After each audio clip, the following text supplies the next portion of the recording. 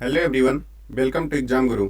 My name is Sudhir और आज हम लोग शुरू करने वाले हैं अपना नया चैप्टर जिसका नाम है रेशियो एंड प्रोपोर्शन। हिंदी में जिसे बोल सकते हैं अनुपात और समानुपात। तो ये चैप्टर हमारी जो कल हमने श्रृंखला शुरू की थी उसी का अगला भाग है। इस श्रृंखला हमने जितने भी आपके डिफेंस से रिलेटेड जितने भी अपकमिंग एग्जाम्स हैं उनको ध्यान में रखते हुए बनाया गया है। तो इस सीरीज के आप सारे क्वेश्चन को अगर आप कॉन्फिडेंटली अच्छे से टाइम लिमिट के अंदर सब कुछ सोल्व कर ले सकते हैं तो इसका मतलब है कि आपको अपने आने वाले एग्जाम्स में एक भी क्वेश्चन ऐसा नहीं रहेगा जिसे आप सोल्व नहीं कर पाओगे। तो हम अपने इस नए चैप्टर रेशियो एंड प्रोपोर्शन इसमें जितने भी क्वेश्चन हैं जो प्रीवियस ईयर्स में पूछे गए हैं उन्हीं को हमने इंक्लूड किया है और आगे भी इसी तरह के क्वेश्चन आएंगे। तो चलिए देखते हैं कि रेशियो एंड प्रोपोर्शन में किस तरह के सवाल पिछले साल में पूछे गए हैं और किस तरह के सवाल अगले जो आपके जितने भी अपकमिंग डिफेंस से रिलेटेड एग्जाम्स हैं उसमें किस तरह के क्वेश्चंस की आने की संभावना है। तो चलिए देखते हैं आज का अपना पहला सवाल। इसमें पूछा गया है कि the ratio of boys and girls in A college is 5:3। If 50 boys leave the college and 50 girls join the college the ratio becomes 9:7। The number of boys in the college is. एक college में लड़के और लड़कियों का अनुपात 5:3 बताया गया है। यदि 50 लड़के कॉलेज छोड़ देते हैं और 50 लड़कियां कॉलेज में शामिल हो जाती हैं तो अनुपात 9:7 हो जाता है। तो हमसे पूछा गया है कि कॉलेज में लड़कों की संख्या कितनी है।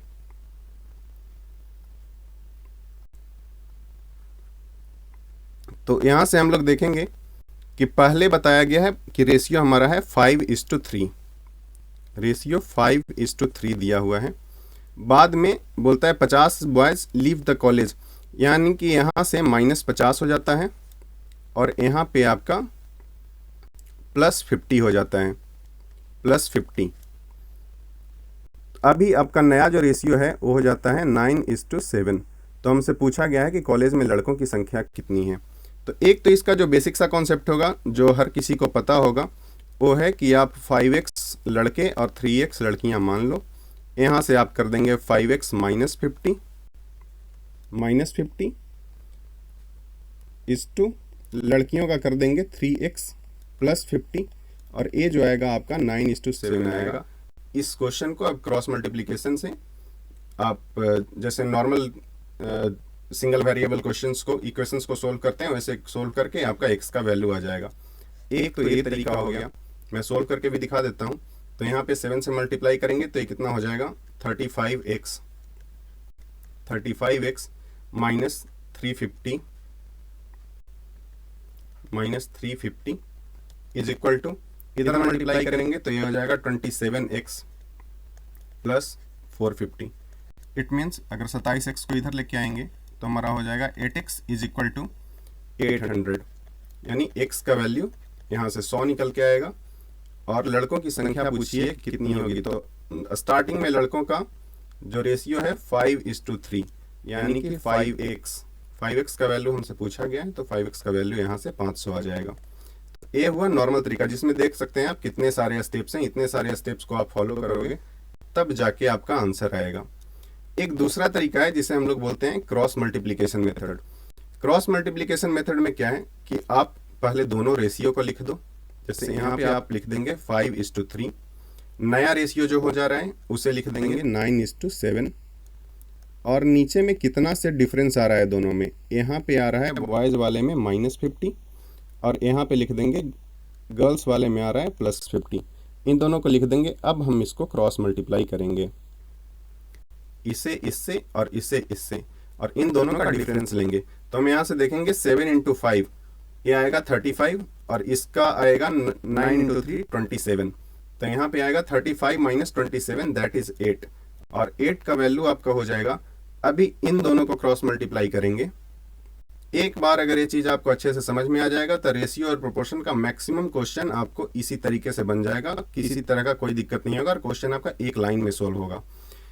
इस वाले मेथड से तो हर कोई सोल्व करेगा, लेकिन आप अगर इस मेथड से सोल्व करोगे तो आप अपना काफ़ी ज़्यादा टाइम बचा सकते हैं। जो आपका जो कुछ टफ क्वेश्चंस रहेगा उस क्वेश्चन में आप उस टाइम को दे सकते हैं।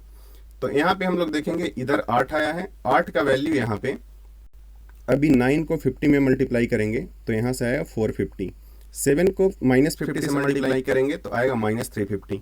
तो यहाँ पे हमें कैसे माइनस करना है कि प्लस करना है ये सब कुछ ध्यान नहीं देना, बस दोनों का डिफरेंस लेना है। तो हम लोग देखेंगे कि 450, एक आया 450, दूसरा आया है -350। तो इन दोनों का डिफरेंस, तो डिफरेंस जब भी लेंगे तो 450 और -350 इनका डिफरेंस जो होगा वो आएगा 450 माइनस -350, जो कि आपका प्लस होकर के 450 प्लस 350 हो जाएगा और इसका वैल्यू आएगा 800। तो यहाँ से 8 का वैल्यू 800, तो साफ साफ दिख रहा है कि यहाँ से 1 का वैल्यू आएगा 100 और स्टार्टिंग में हमने लड़के लिए थे कितने 5, तो 5 का वैल्यू आपका आ जाएगा 500। तो सोल्व करने की ज़रूरत नहीं है, सिर्फ आप एक बार यहाँ पे लिखेंगे और यहाँ से आप डायरेक्ट आंसर 500 निकाल सकते हैं। तो अगर आपको ए वाला मेथड क्रॉस मल्टीप्लिकेशन मेथड अगर समझ में आ गया है तो आप इस तरह के जितने भी रेशियो एंड प्रोपोर्शन के क्वेश्चन आएंगे उनको काफ़ी इजीली सोल्व कर सकते हैं और इसी तरह के क्वेश्चन मैक्सिमम आते हैं। चलिए देखते हैं हमारा दूसरा क्वेश्चन। ए वाला भी आगे भी कुछ क्वेश्चन में ए वाला मेथड आएगा तो मैं आपको फिर से समझा दूंगा, एक बार आपको ये मेथड समझ में आ जाएगा उसके बाद रेशियो एंड प्रोपोर्शन में जो टफेस्ट क्वेश्चन भी आएंगे उसमें आपको ए वाला मेथड लग जाएगा और आपको किसी तरह का समस्या नहीं होगा। तो चलिए चलते हैं अगले क्वेश्चन की तरफ। क्वेश्चन नंबर 2, एक स्कूल में लड़कों का लड़कियों से अनुपात 4:3 दिया हुआ है। लड़कों से लड़कियों का अनुपात दिया हुआ है 4:3, यानी 4 लड़के हैं तो 3 लड़कियां हैं। ठीक है, यहाँ पे हम लोग लिख देते हैं बॉयज़, यहाँ पे गर्ल्स।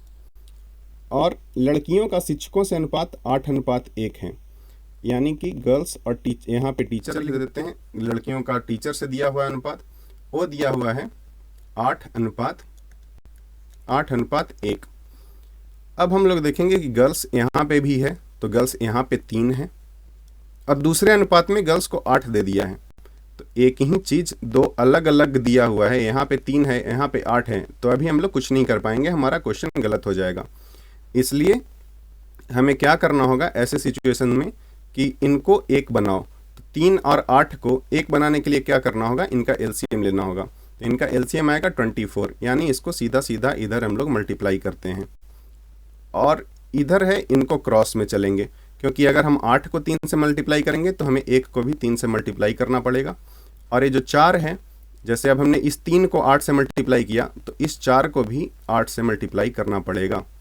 तो यहाँ से आपका आ जाएगा बॉयज़ गर्ल्स और टीचर का जो रेशियो आएगा ये आ जाएगा आपका 4 × 8, यानी कि 32, गर्ल्स 24 और टीचर 3 से मल्टीप्लाई करेंगे तो ए आएगा। तो ए हमारा रेशियो आ गया इनका, यानी कि स्कूल में अगर हम लोग बात करें कि अगर 32 लड़के हैं तो 24 लड़कियां होंगी और 3 टीचर होंगे। तो अब हमसे अनुपात पूछा गया कि छात्रों का शिक्षकों से क्या अनुपात है। तो छात्र में तो लड़के और लड़कियां दोनों आ जाएंगे, तो 32 और 24 इन दोनों को ऐड करेंगे तो यहाँ से हमारा आंसर आ जाएगा 56:3, जो कि हमारा है ऑप्शन नंबर ए, जो कि आपका करेक्ट आंसर होगा। इसका एक तरीका और है कि पहले आप इसको बॉयज़ गर्ल्स टीचर ये तीनों इधर लिख दो, यहाँ पे आप 4 लिख दो, 4:3 दिया हुआ है। अगले वाले में इनका रेशियो दिया है 8:1, तो टीचर के सामने 1 लिख दिया। अभी जो जो जगह आपका खाली दिख रहा है वो जस्ट उसके पास में जो डिजिट है वो आप यहाँ पे पुट कर दो, जो भी है। जैसे एक खाली जगह बचा हुआ है, एक खाली जगह बचा हुआ है, तो इसके जस्ट राइट साइड में 8 है तो आप इसको 8 लिख दो। 3 यहाँ पे आपको दिख रहा है 3, यहाँ पे जो आपका एक खाली जगह दिख रहा है तो इसके जस्ट बगल में आपको 3 नंबर डिजिट खाली दिख रहा है। जो भी राइट या लेफ्ट में जो सबसे नज़दीक में जो डिजिट है उससे आप फिल कर दो और उसके बाद जो सामने सामने के डिजिट को आपस में मल्टीप्लाई कर दो। तो यहाँ से आपका आ जाएगा 32, यहाँ से आ जाएगा आपका 24, यहाँ से आ जाएगा 3। ए वाला तरीका आपको काफ़ी अच्छे से समझ में आ गया होगा। यहाँ पे सिर्फ 3 ही नहीं, यहाँ पे अगर मान लो कि टी के जगह पे यहाँ कुछ और यू भी ऐसे कुछ लिखा हुआ रहता, यहाँ पे भी कुछ नंबर होता, वहाँ पे सेम मेथड को अप्लाई करना है। जो जो खाली जगह है तो यहाँ पे 3 है तो यहाँ पे भी 3, यहाँ पे भी 3, ऐसे करते जाएंगे और आगे जितना भी आएगा एक कॉलम में जितने नंबर आ रहे हैं उनको हम लोग मल्टीप्लाई कर देंगे और इस तरह से आपका जो एक कॉमन रेशियो है वो निकल के आ जाएगा। और एक बार आपका कॉमन रेशियो निकल के आ गया उसके बाद आपको किसी तरह का कोई दिक्कत नहीं होगा, आप काफ़ी ईजिली इस क्वेश्चन का आंसर बता सकते हैं। तो यहाँ हमारा आंसर 56:3, यही हमारा 56:3 जो है आपका आंसर हो जाएगा। तो उम्मीद करते हैं आपको ये काफ़ी अच्छे से समझ में आ रहा होगा। तो चलिए चलते हैं अपने अगले क्वेश्चन की ओर, जो कि है हमारा क्वेश्चन नंबर 3। इसमें बताया गया है कि एक क्रिकेट मैच में 3 प्रकार के टिकट हैं, ठीक है, अर्थात ए, बी और सी प्रत्येक की कीमत 1000, 500 और 200 रुपये हैं। टिकट जो टाइप ए का टिकट है उसका प्राइस आपको 1000 बताया गया है, टाइप बी जो है उसका 500 और टाइप सी है उसका 200। अब बोला गया है कि श्रेणी ए, बी और सी के बेचे गए टिकटों का अनुपात जो है वो 3:2:5 है, ठीक है। यदि टिकटों की बिक्री से कुल संग्रह 2.5 करोड़ है तो बेचे गए टिकटों की कुल संख्या ज्ञात कीजिए। तो इस अनुपात में निकाला गया है, तो सबसे पहले हम इसको एक बंडल मान लेते हैं। इस अनुपात में है, इसका मतलब ए अगर एक बंडल है तो जितना भी टिकट बचा होगा इसी सेट में बिका होगा। जब भी ए टाइप का टिकट 3 बिका होगा उस टाइम पे बी टाइप का टिकट 2 बिका है, उसी टाइम पे सी टाइप का 5 टिकट बचा है। यानी कि 5 और 2 7 और 3 10। अगर हर 10 टिकट में से 3 टिकट आपका टाइप ए का होगा और टाइप बी का 2 टिकट, टाइप सी का 5 टिकट। तो हम लोग यहाँ से देखेंगे कि अगर 10 टिकट अगर टोटल बिकता है तो 10 टिकट पे आपका कितना रेवेन्यू जनरेट हो रहा है, कितने पैसे में 10 टिकट का प्राइस क्या होगा। तो यहाँ से हम लोग देखेंगे 3 टिकट का 1000, तो यहाँ से आ जाएगा 10 टिकट का प्राइस हम लोग निकालेंगे तो 3000 प्लस 2 टिकट 500 रुपये के हिसाब से, तो यहाँ से आ जाएगा आपका 1000 प्लस 5 टिकट 200 के हिसाब से, तो यहाँ भी आ जाएगा आपका 1000। यानी कि टोटल अगर हम लोग करेंगे तो 3 और 1 4 1 5000, यानी हर 10 टिकट के बिकने पे इनको 5000 का इनका कॉस्ट 5000 आ रहा है हर 10 टिकट पे। तो टोटल संग्रह जो हुआ है बेचने से वो हो गया है हमारा 2.5 करोड़। 2.5 करोड़ का अगर हम लोग बात करें तो ये कितना हो जाएगा 2,50,00,000। तो इस पर 5 जीरो और डाल देंगे, 2,50,00,000। तो 50 के बाद इस पर हम लोग 5 जीरो और डाल देंगे और यहाँ पे 10 टिकट से कलेक्शन हुआ है हमारा 5000 का। तो ऐसा कितना 5000 का कलेक्शन हुआ होगा वो हम लोग यहाँ से कैलकुलेट कर लेंगे। तो 3 शून्य से 3 शून्य चला जाएगा, उसके बाद बचा है 25, 5 से ये चला जाएगा तो 5000। अब ऐसा 10 टिकट वाला कितना सेट हमने बेचा है ये 2.5 करोड़ कमाने के लिए, तो 5000 सेट। एक सेट में कितने टिकट हैं 10, तो हमने जब 5000 सेट बेचे हैं तो हमारा टोटल टिकट कितना बिका होगा, हमारा टोटल बिका होगा 50,000, जो कि हमारा करेक्ट आंसर हो जाएगा, जो कि हमें दिख रहा है ऑप्शन ए। टोटल जब 50,000 सेट बिकेगा ऐसे 10-10 टिकट का, तब 50,000 इंटू तब हमारा 2.5 करोड़ रुपए का रकम यहाँ से हम लोग वसूल कर पाएंगे। तो उम्मीद करते हैं ये भी आपको अच्छे से समझ में आ गया होगा। इस क्वेश्चन में ज़्यादा कुछ था नहीं, बस देखना था कि एक 10 टिकट का एक बंडल है, 10 टिकट के एक बंडल का प्राइस 5000 है, तो ऐसे कितने बंडल बिके हैं, तो हमने निकाला 5000। अब 5000 बंडल बिके हैं, एक बंडल में 10 टिकट है, तो 5000 इंटू 10, अगर टिकटों बंडल की संख्या 5000, टिकट की संख्या 5000 इंटू 10 इज इक्वल टू 50,000। ठीक है, देखते हैं क्वेश्चन नंबर 4 को। यहाँ पे है कि 2 संख्याओं का अनुपात दिया हुआ है 5:4। यदि पहली संख्या का 40% 12 है तो दूसरी संख्या का 50% कितना होगा। तो सबसे पहले दिया हुआ है कि पहली संख्या का 40% 12 है, तो 40% इसको आपको डायरेक्ट याद भी रखना है। 40% को 2/5 है, बाकी ऐसे परसेंटेज को जब भी ऐसे रेशियो में कन्वर्ट करना है तो आपको क्या करना है, 40 को परसेंट को हटा के 1/100 से मल्टीप्लाई करना है, या यूँ कहें कि इसे 100 से डिवाइड करना है। तो 20 से काटेंगे तो 20 दूना 40 और 20 पंजे 100, तो यहाँ से आपका 40% का मतलब 2/5। तो बोल रहा है कि किसी संख्या का 40% आपका 12 दिखा रहा है, या फिर इसको ऐसे भी निकाल सकते हैं कि 40% 12 है तो कोई संख्या पूरी कितनी होती है 100%। तो 40% यहाँ से 12 है, तो यहाँ से हम लोग बोल सकते हैं कि जो 10% होगा वो 3 होगा, क्योंकि इधर भी 4 से डिवाइड कर दिया, इधर भी 4 से डिवाइड कर दिया। तो 100% जो होगा 100% जो होगा इसका वो आपका 30 हो जाएगा। तो 30 का 40% 12, तो ये संख्या हमारी निकल के आ गई 30। पहली संख्या ये जो 5:4 है, ये संख्या हमारा निकल के आ गया अभी 30। यानी कि ये जो 5 है ये कितना टाइम मल्टीप्लाई हो रहा है, 6 टाइम। जो दूसरा संख्या होगा इसमें भी हम लोग 6 से मल्टीप्लाई करेंगे, तो जो हमारी दूसरी संख्या होगी वो 6 × 4 24 हो जाएगी। तो दूसरी संख्या का 50% पूछा है। 50% हमें पता है, 50% इज नथिंग बट हाफ, 1/2। तो 24 का 50% अगर हमें निकालना है तो इसका 24 में 1/2 से मल्टीप्लाई करेंगे, जो हमारा आंसर आएगा वो आ जाएगा 12, जो कि क्वेश्चन ऑप्शन सी जो है हमारा करेक्ट आंसर है। देखते हैं आज का क्वेश्चन नंबर 5, जिसमें लिखा हुआ है कि at present the ratio of the ages of A and B is 3:1। 4 years ago the ratio was 4:1।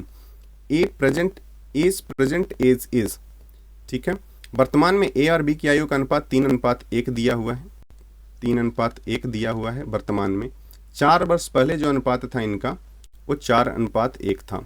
पहले का अनुपात इनका 4:1 था, और एक कब का है, 4 वर्ष पहले का, यानी -4। तो एक तो जो हमने आपको बताया था पहले क्वेश्चन में ही, क्रॉस मल्टीप्लिकेशन मेथड, उससे एक क्वेश्चन एक लाइन में बन जाता है। इससे आपको क्वेश्चन को देखते ही समझना होगा कि जब इनिशियल रेशियो आपका दिया हुआ है, फाइनल रेशियो दिया हुआ है, और कितने से बढ़ा है कितने से घटा है, ये दोनों चीज़ें अगर आपको पता है, या फिर दोनों बढ़ा है दोनों घटा है, एक बढ़ा एक घटा, या फिर दोनों बढ़ा दोनों घटा, इन तीनों कंडीशन में बस इतना लिख के और इस क्वेश्चन को एक लाइन में हम इसका आंसर कर सकते हैं। इसमें आपको क्या बताया था कि क्रॉस मल्टीप्लाई करना है, यहाँ पे इन दोनों का डिफरेंस लेना है। तो 4 में 1 से मल्टीप्लाई करेंगे, 3 में 1 से मल्टीप्लाई करेंगे, इनका डिफरेंस लेंगे, तो आ जाएगा 4 - 3 यानी कि 1। और 1 का जो वैल्यू होगा वो यहाँ पे हम लोग इनको क्रॉस मल्टीप्लाई करेंगे, इसको -4 से करेंगे, इसको -4 से करेंगे, तो यहाँ पे आ जाएगा -16, यहाँ पे आ जाएगा -4। तो -4 और -16 को हम डिफरेंस लेंगे, तो डिफरेंस ध्यान रखिएगा, डिफरेंस हमेशा पॉजिटिव में आता है। यानी 1 का वैल्यू आपका जो है -16 और -4 का जो डिफरेंस आएगा वो आपका आ जाएगा कितना, 12 का। तो जब 12 का डिफरेंस आपका आ रहा है, यानी 1 का वैल्यू आपका बता रहा है 12, तो 1 का वैल्यू अगर 12, तो हम लोग जब भी ये कैलकुलेट करेंगे, जो 1 का वैल्यू आएगा ना, ये हमारे इनिशियल रेशियो का आएगा। यानी कि ये जो बी की आयु है 3:1 का रेशियो है, तो 1 का वैल्यू यहाँ से हमें पता चल गया 12। हमसे पूछा क्या गया है, ए की वर्तमान आयु क्या है, तो ए की वर्तमान आयु 3 है, तो यहाँ से 3 से हमारा आ जाएगा 3 × 12, यानी कि 1 का वैल्यू 12, तो 3 का जो वैल्यू है वो आ जाएगा आपका 12 × 3 = 36। अब हम लोग इसे रीवेरीफाई भी करके देख सकते हैं ऐसे क्वेश्चन को। 36 आंसर आए, 36 और 12, तो ठीक है। आज की आयु अगर 36 और 12 है, 4 साल पहले जाएंगे तो ए हो जाएगा कितना, 4 साल पहले 32 हो जाएगा, 4 साल पहले ए आ जाएगा 8 आपका। तो रेशियो देख लीजिए, 4 साल पहले 4:1 आराम से आ रहा है, 32 8 से कटेगा तो ए आ जाएगा 4:1। तो वेरीफाई करने से भी कंफर्म हो गया कि हमारा क्वेश्चन ए है, जो हमने किया है तरीका वो सही है। बाकी जिसको क्रॉस मल्टीप्लिकेशन मेथड समझने में थोड़ी दिक्कत आ रही है, 1-2 बार इसको ट्राई करेंगे तो ये समझ में आ जाएगा। खुद से कुछ क्वेश्चन में आप इस मेथड को लगा के देखेंगे तो बिल्कुल आपका इस पे कमांड हो जाएगा। उसके बाद आपको यही मेथड सबसे आसान लगेगा। इसके बाद फिर आप सिंपल जो बेसिक मेथड है उससे कभी आप जाओगे नहीं। बाकी जिनको ये चीज़ भी समझ में नहीं आ रही है, उनके लिए मैं एक बार बेसिक मेथड से भी इस क्वेश्चन को बता देता हूँ। तो उसमें है कि 3:1 है, तो आप सीधा सीधा आप 3x और x उनका अभी का एज मान लो। तो 4 वर्ष पहले अनुपात बोल रहा है कि 4:1 था। इसका मतलब है कि 3x - 4 डिवाइडेड बाई x - 4, क्योंकि दोनों का एज 4 वर्ष पहले, तो दोनों में से दोनों के एज जो अभी करंट एज है उसमें से हमें -4 करना पड़ेगा। अब इस रेशियो को बता रहा है 4:1। अभी जैसे हम लोग नॉर्मल इस तरह के इक्वेशन को सोल्व करते हैं, दोनों को क्रॉस मल्टीप्लाई करेंगे, तो यहाँ से हमारा आ जाएगा 4x - 16 = 3x - 4। तो यहाँ से हमारी जो x की वैल्यू निकल के आ रही है -4 और +16 उधर जाएगा, तो x का वैल्यू 12। तो जो चीज़ हमने यहाँ पे एक लाइन में निकाला था कि 1 का वैल्यू 12 आ रहा है, वही यहाँ से भी आ रहा है, x का वैल्यू 12। तो यहाँ से हम b का एज हमने x माना है 12, a का एज 3x है, तो a का एज आपका आ जाएगा 36।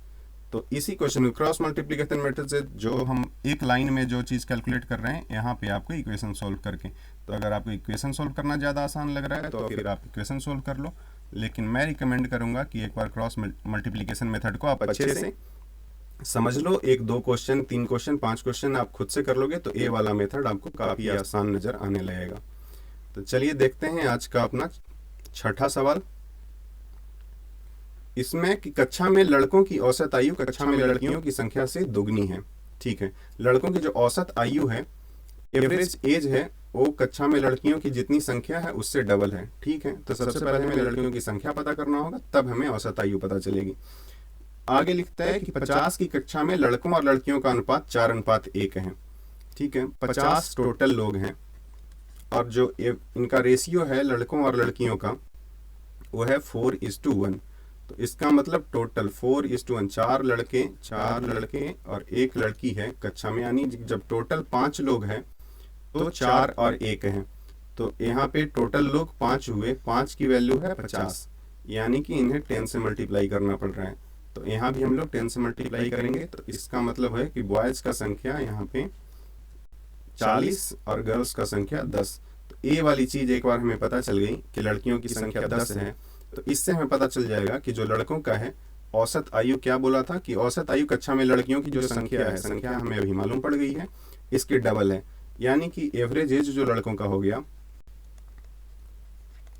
एवरेज एज जो हो गया, average age of boys is equal to दुगनी है, तो 2 गुना 10 कितना 20 आ जाएगा। क्वेश्चन में क्या पूछा गया कि कक्षा में लड़कों की आयु का योग, तो टोटल हमारे पास 40 लड़के हैं, 40 लड़के हैं, औसत आयु इनकी 20 है। तो जैसा कि हमने कल देखा था एवरेज में कि जब टोटल एज निकालनी है, इनकी सबका एज का सम निकालना है, तो आपको जो एवरेज एज दिया हुआ है उसमें कितने लड़के हैं उस नंबर से मल्टीप्लाई करोगे तो इनका एज का सम निकल जाएगा।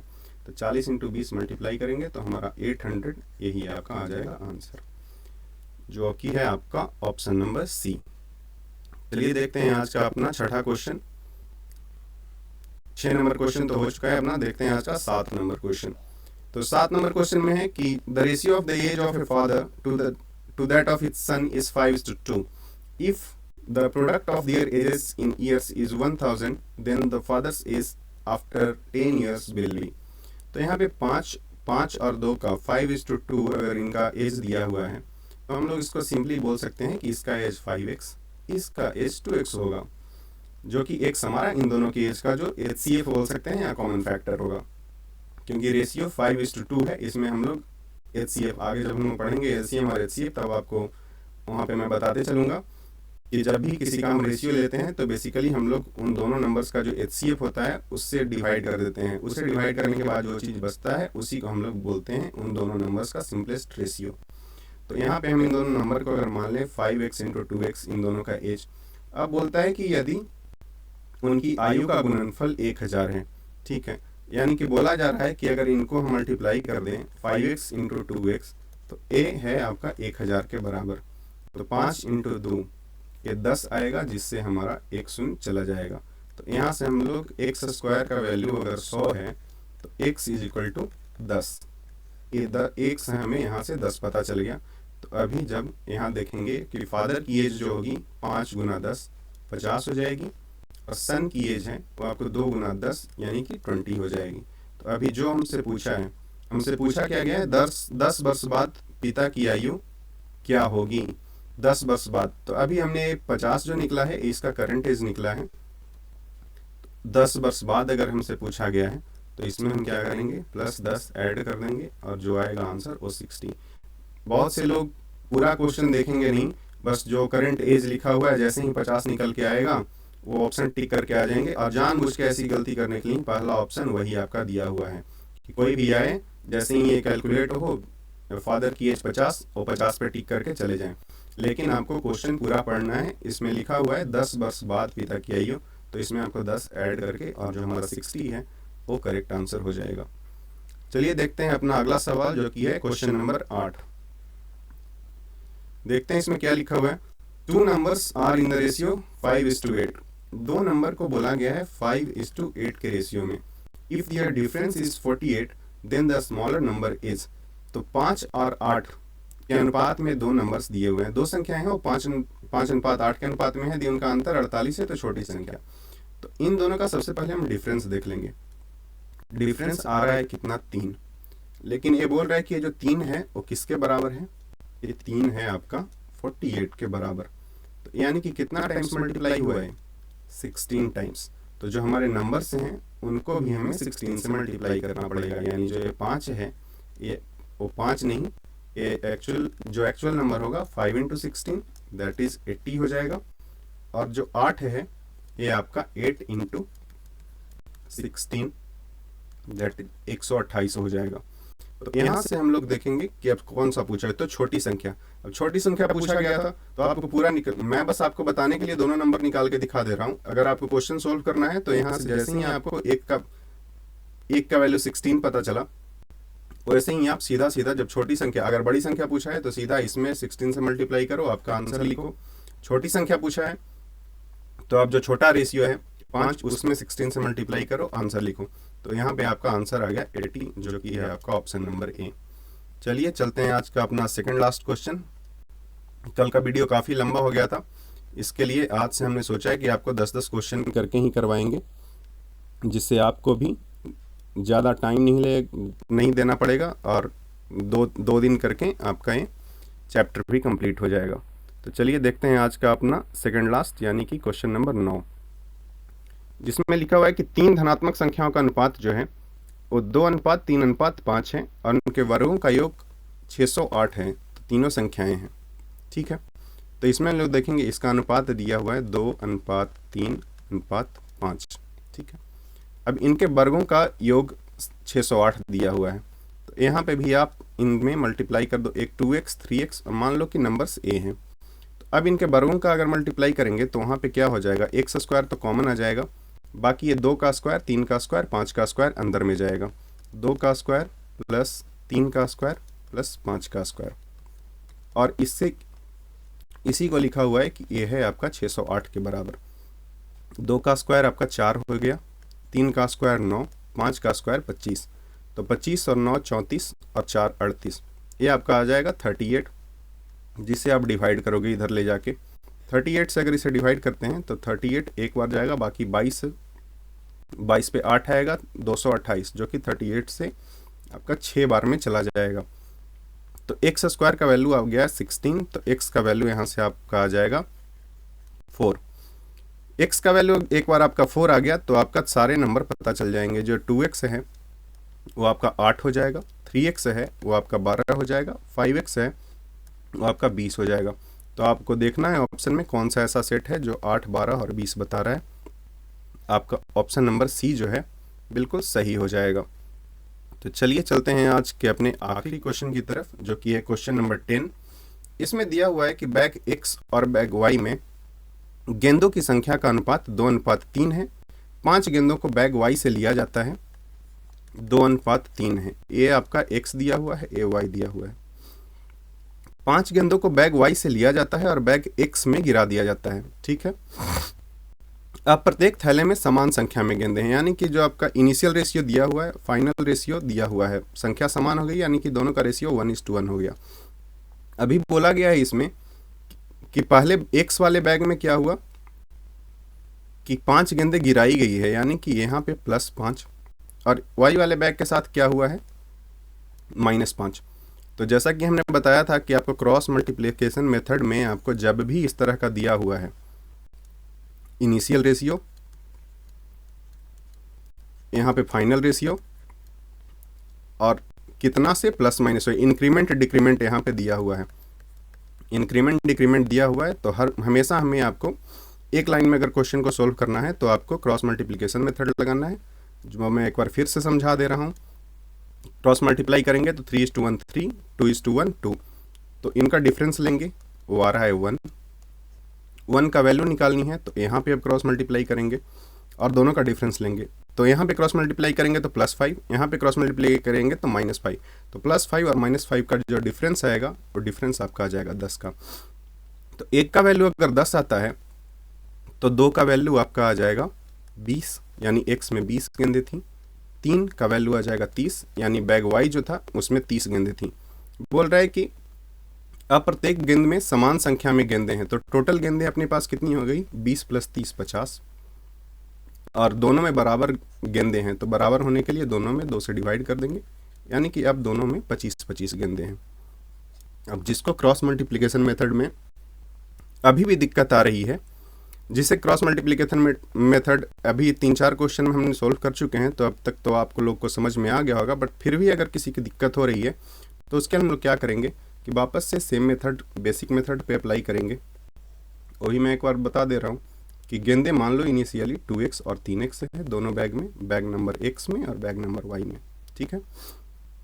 अब बोल रहा है कि 2x में हम लोग अगर 5 गेंदे ऐड कर देते हैं और 3x में से अगर 5 गेंदे हम लोग निकाल के इसमें डालते हैं, यानी कि इधर 5 गेंदे ऐड किया, इधर से 5 गेंदे निकाल दिया, तो ये दोनों बराबर हो जा रहे हैं, क्योंकि अब इन दोनों में समान संख्या है। अब इस इक्वेशन को आप सोल्व करोगे तो 3x - 2x x, और x का वैल्यू आ जाएगा, ये -5 इधर आके +5 हो जाएगा, तो ये आपका आ जाएगा x का वैल्यू 10। यहाँ से भी x का वैल्यू एक बार 10 निकल के आ गया, तो दोनों साइड में बराबर गेंदे कितनी हो गई 2x। आप x का वैल्यू या तो यहाँ रख दो या यहाँ रख दो, आपका आंसर आ जाएगा। यहाँ भी x का वैल्यू अगर 10 रखोगे तो यह आ जाएगा 20 + 5 25, यहाँ पे भी रखोगे तो 30 - 5 ये भी आ जाएगा आपका 25, यानी 25 आंसर हो जाएगा। तो जिसको ये रेशियो मेथड पता है वो अच्छे क्वेश्चन को 1 मिनट में 1 लाइन में ख़त्म कर सकता है, और जिसको नहीं पता है वो आप बेसिक वाले मेथड से भी इसको कर सकते हैं। इसमें आपको टाइम थोड़ा सा ज़्यादा लगेगा, और इसमें है कि काफ़ी बेसिक क्वेश्चन है, ये नंबर्स काफ़ी छोटे छोटे हैं, तो आपको मल्टीप्लाई करना काफ़ी आसान हो रहा है। नहीं तो इसमें है कि बस ऐसा लिखो और 1 लाइन में आपका आंसर आ जाएगा। पूरा ऐसे करने का ज़रूरत नहीं है, क्योंकि हमारा कोई सब्जेक्टिव एग्जाम नहीं है। जो भी हमारा एग्जाम होता है ऑब्जेक्टिव टाइप होता है, हमें बस आंसर पता होना चाहिए। तो आप आंसर चाहे आप इस मेथड से ले आओ, इस मेथड से ले आओ, या तुक्का मार के ले आओ, कुछ फ़र्क नहीं पड़ता, कैसे भी आपको करेक्ट आंसर पे टिक करना है।